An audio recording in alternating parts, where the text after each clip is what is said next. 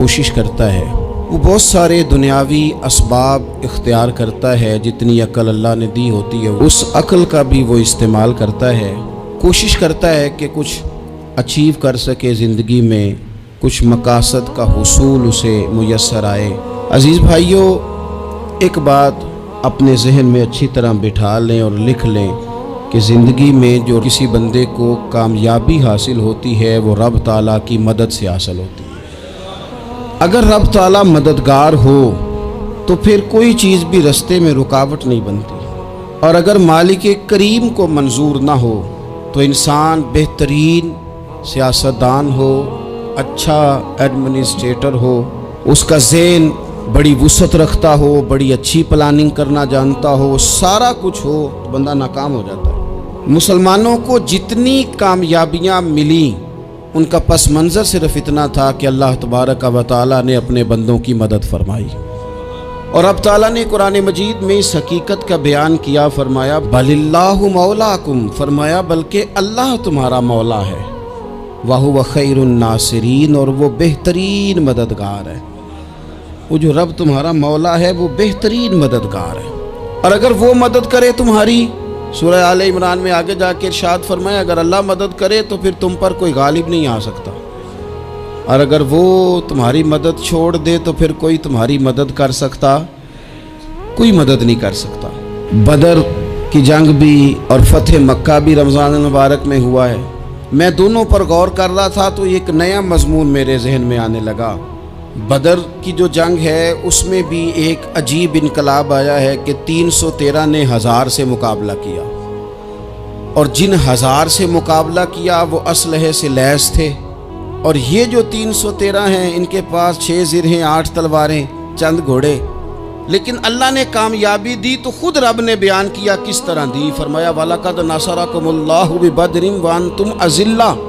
वो कामयाबी इस तरह मिली है कि रब ने तुम्हारी मदद की थी, तुम तो कमज़ोर थे, अल्लाह ने बदर में तुम्हारी मदद की, तुम जीत गए। वलक़द नसरकुमुल्लाहु बिबदरिन व अंतुम अज़िल्ला, अल्लाह ने बदर में तुम्हारी मदद की, तुम तो कमज़ोर थे। फिर फतेह मक्का नसीब हुई तो उसमें भी बेहतरीन मनसूबाबंदी नबी पाक अलैहिस्सलाम ने फरमाई, बेहतरीन हिकमत अमली हुजूर ने अपनाई।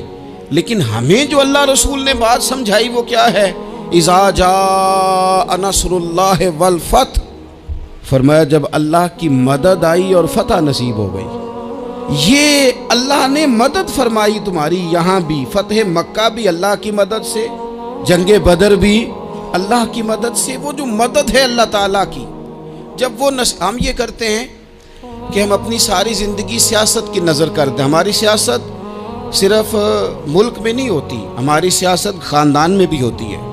हम घर के अंदर भी सियासत करते हैं, हम किसी ख़ास तरीके से लोगों को अपने पीछे चलाना चाहते हैं, हम एक ख़ास उसलूब इख्तियार करते हैं कि लोग हमारे पीछे चलें।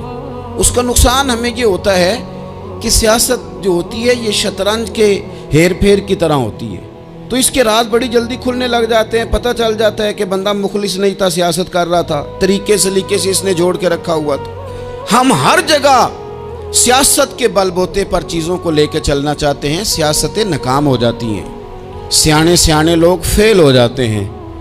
बचता सिर्फ वही है जिसके पीछे रब ताला की मदद शामिल हाल होती है। अपनी ज़िंदगी के अंदर हम जो कुछ भी कर रहे हैं, जिस शोबे से भी हमारा ताल्लुक़ है, आज हमने इस बात पे गौर करना है कि पहले तो ये गौर कर लें कि जो काम हम कर रहे हैं क्या वो काम ऐसा है कि उसमें अल्लाह की मदद हमें मिलेगी। अगर आप कोई माज़अल्लाह नाजायज़ काम कर रहे हैं, फेले हराम का इर्तिकाब कर रहे हैं, तो उसमें तो मदद इलाही आएगी नहीं। पहले तो ये देखें जो कर रहे हैं वो काम मदद इलाही वाला है, और अगर अल्लाह ताला की मदद वाला वो काम है फिर उस पर गौर करें कि क्या हमने मालिक से मदद का सवाल किया है, हमें मदद मुयस्सर आ रही है। वो मैंने बुज़ुर्गों से एक बात सुनी थी, वो बड़ी याद रह गई। वो फरमाया करते थे काबिलियत भी बड़ी चीज़ है लेकिन कबूलियत सबसे बड़ी चीज़ है। काबिल होना भी बड़ी बात है, लेकिन ज़्यादा बड़ी बात यह है कि उसकी बारगाह में कबूल भी है कि नहीं। अपनी ज़िंदगी में अल्लाह की मदद की तरफ बढ़ें, मालिक की मदद का हुसूल इख्तियार करने की कोशिश करें। اللہ کے ساتھ اپنے آپ کو جوڑیں. اگر اللہ کی مدد نصیب ہو، یہ جو ہم جتنا ڈرتے رہتے ہیں، سہمے رہتے ہیں، پریشان رہتے ہیں کوئی کیا کر دے گا، ہمارے ہاں نا ہر شعبے میں معاذ اللہ ایک مافیا ہے، الا ماشاء اللہ. وہ مافیا کہتا ہے میرے ساتھ ملو گے تو میں چلنے دوں گا، ورنہ میں نہیں چلنے دوں گا. مارکیٹ میں آ ہی نہیں سکتا فلانا بندہ، چونکہ یہاں ہمارا قبضہ ہے. اور میرے بھائی پھر بہت سارے لوگ جن کی نیتیں اور ارادے بڑے اچھے ہوتے ہیں شروع میں، وہ بھی اس مافیا کا شکار ہو جاتے ہیں اور ان کے رنگ میں رنگ جاتے ہیں. یاد رکھنا، کسی شخص کی بلیک میلنگ کا کبھی شکار نہ ہونا، کبھی کسی کی میٹھی اور مسجع مکفہ باتوں کا شکار نہ ہونا. کوئی کیا کر سکتا ہے اگر اللہ مددگار ہو تو؟ جس کو رب کریم اٹھانا چاہے اسے کوئی گرا سکتا ہے؟ ہم یہ ڈرے ڈرے سہمے پریشان فیصلہ کرنے کی طاقت نہیں، مجھے چلنا چاہیے کہ نہیں، اٹھنا چاہیے کہ نہیں، کرنا چاہیے. اٹھ باندھ کمر کیوں ڈرتا ہے؟ پھر دیکھ خدا کیا کرتا ہے. حضرت عبداللہ ابن عباس فرماتے ہیں میرے نبی پاک علیہ السلام نے میری تربیت فرمائی، حضور نے میری تربیت فرمائی. اور محبوب پاک علیہ السلام نے فرمایا عبداللہ یاد رکھنا، یہ نوجوان دوست میری بات لکھ لیں، پریشان لوگ میری بات لکھ لیں، جن کے پاس قوت فیصلہ نہیں وہ اس بات کو لکھ لیں. حضرت عبداللہ ابن عباس فرماتے ہیں میرے نبی پاک علیہ السلام نے مجھ سے فرمایا تھا عبداللہ سن، اگر ساری دنیا مل کے تیرا کوئی نفع کرنا چاہے کر نہیں سکتی جب تک میرے رب کی رضا نہ ہو. اور فرمایا ساری دنیا مل کے تیرا کچھ بگاڑنا چاہے تو عبداللہ بگاڑ نہیں سکتی جب تک رب کریم کی حکمت کا تقاضا نہ ہو. لوگوں سے ڈرنا، لوگوں کی طرف دیکھنا، ماحول دیکھ کے اپنے راہ کا تعین کرنا، ہر بندے کے خیالات کے مطابق ڈھلنے کی کوشش کرنا، فلانا نہ ناراض ہو جائے، فلانا نہ ناراض ہو جائے، وہ جس نے ہونا ہو جائے، بس رب رسول ناراض نہ ہو. اپنی زندگی میں اپنے مالک کو مولا جان کے، بل اللہ مولاکم، اللہ تمہارا مولا ہے، وَهُوَ خَيْرُ النَّاصِرِينَ، وہ بہترین مددگار ہے. توجہ جب بھی کریں رب کی جانب کریں. اپنے دل کا قبلہ درست رکھیں، سوچوں کے زاویے سیدھے رکھیں. میرے بھائی مالک جب بندوبست کر دے نا، جب مالک بندوبست کر دے پھر ایسا بندوبست کرتا ہے کہ لوگوں کے پاس نا چارہ نہیں رہتا. حضرت مریم رضی اللہ تعالی عنہا پاک باز تھیں، مسجد میں رہی تھیں، پر مالک کی حکمت کے تقاضے بڑے عجیب ہے نا. پھر جناب مریم کو اللہ تعالیٰ نے بغیر شوہر کی اولاد عطا کر دی.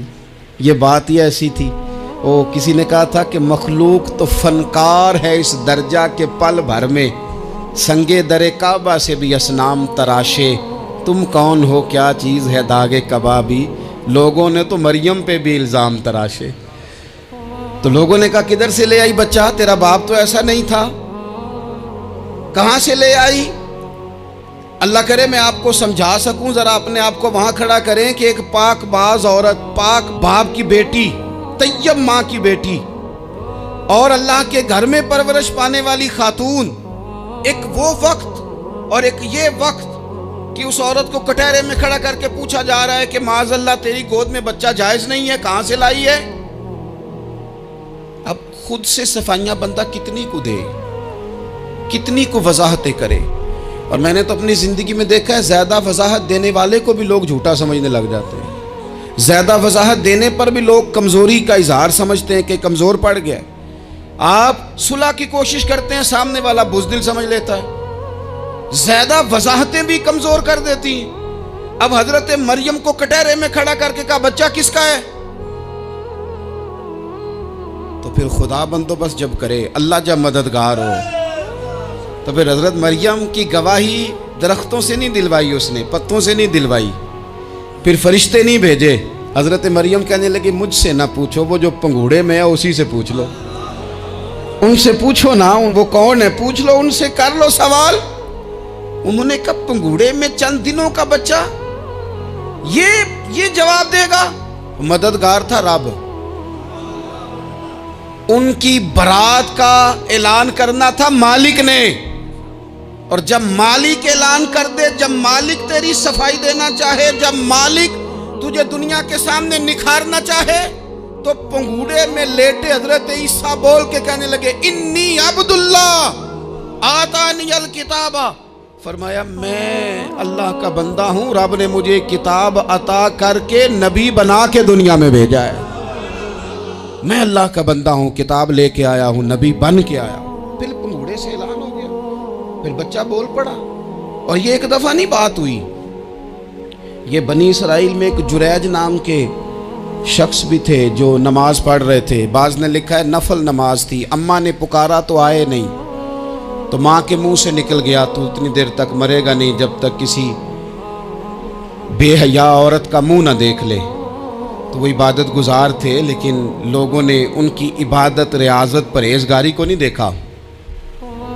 बस एक औरत को भेज के इल्ज़ाम लगवा दिया। वो औरत आया जाया करती थी, अब आ जाती हैं औरतें, मसला पूछने की नीयत से भी आ जाती हैं। माहौल में कुछ जगह ऐसी भी हैं जहां औरतें दम कराने के बहाने आ जाती हैं। वो खातून आती जाती थी उस खानका पे, आस्ताने पे, ये बुखारी में मौजूद है।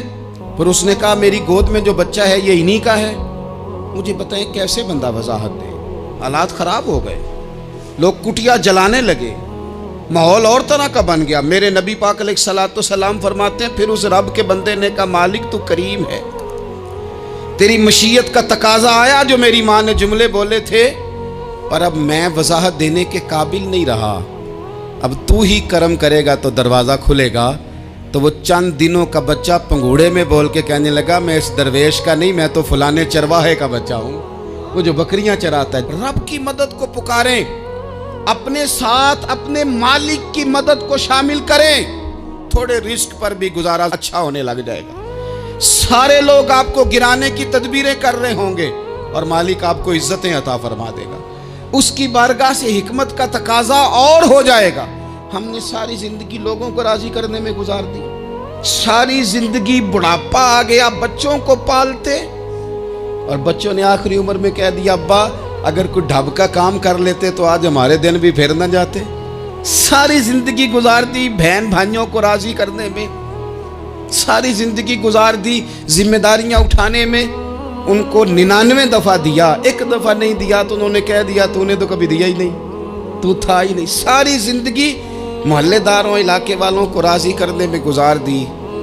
और मैंने ऐसे लोग भी देखे दीन के लिए वक्त गुजारा, लेकिन जब बुढ़ापे में दांत काम न करते थे तो वक्त के मुफ्तियों को भी मस्जिदों की कमेटियों ने कह दिया अब आपकी समझ नहीं आती, हमने खतीब को यौर रखना है, न देखो दुनिया की तरफ, दुनिया रुला देती है, न राजी करो बंदों को, बंदे थका देते हैं, न पीछे भागो हर वक्त दुनियादारों के, ये इंसान को कमज़ोर कर देते हैं। वो तो करीम ही बड़ा है, 2 आंसू ज़मीन पर बाद में गिरते हैं, बंदे के गुनाह सारे पहले माफ़ फरमा देता है। अल्लाह की मदद का हुसूल, अपने मालिक की मदद की तरफ बढ़ना, आपको बदर की जंग भी यही दरस देगी, आपको ओहद का मैदान भी यही सबक देगा, फतेह मक्का भी यही सबक देगा। मेरे दोस्तों, जब रब मदद फरमाए, जब अल्लाह मददगार बने। दोस्तों से एक बात अक्सर करता हूँ, मैं कहता हूँ कि जितने दर्द से आप अमीर को अपनी कहानी सुनाते हैं ना, और जिस तरह आपके आंसू बात करने से पहले गिर जाते हैं कि गरीब हैं, बच्चियां हैं, कारोबार नहीं, ओ मेरे संगियो, इससे आधे आंसू अपने रब की बारगाह में बखेरो, उसके हुजूर अर्ज गुजार हो जाओ, उससे तलब करो। एक वक्त इंसान पर जिंदगी में ऐसा आता है कि उसे यूं महसूस होता है कि मेरा साया भी तरह सा पीछे हट गया है। उसे यूं लगता है कि मैं किसी सहारे पे हाथ डालता हूं तो वो भाग जाता है मुझसे।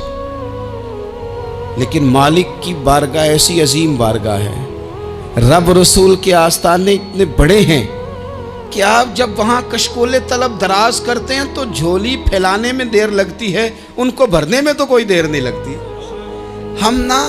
हमने अपना सोच का किबला ही दुनिया को बना लिया है। ये जो अल्लाह वालों की मदद है, ये तो है नहीं, अल्लाह ही की मदद है। लेकिन ये जो सेठों की तरफ तवज्जो करना, नवाबों की तरफ तवज्जो करना, दुनियादारों की तरफ तवज्जो करना और अपना मिजाज इस तरह का बना लेना, यारो गर्दन को झुका देता है खैरात का पत्थर, जहां में मांगने वालों के सर कभी ऊंचे नहीं होते। اور اقبال کہتے ہیں غیرت ہے بڑی چیز جہانے تگ و دو میں، پہناتی ہے یہ فقر کو تاج سردارا۔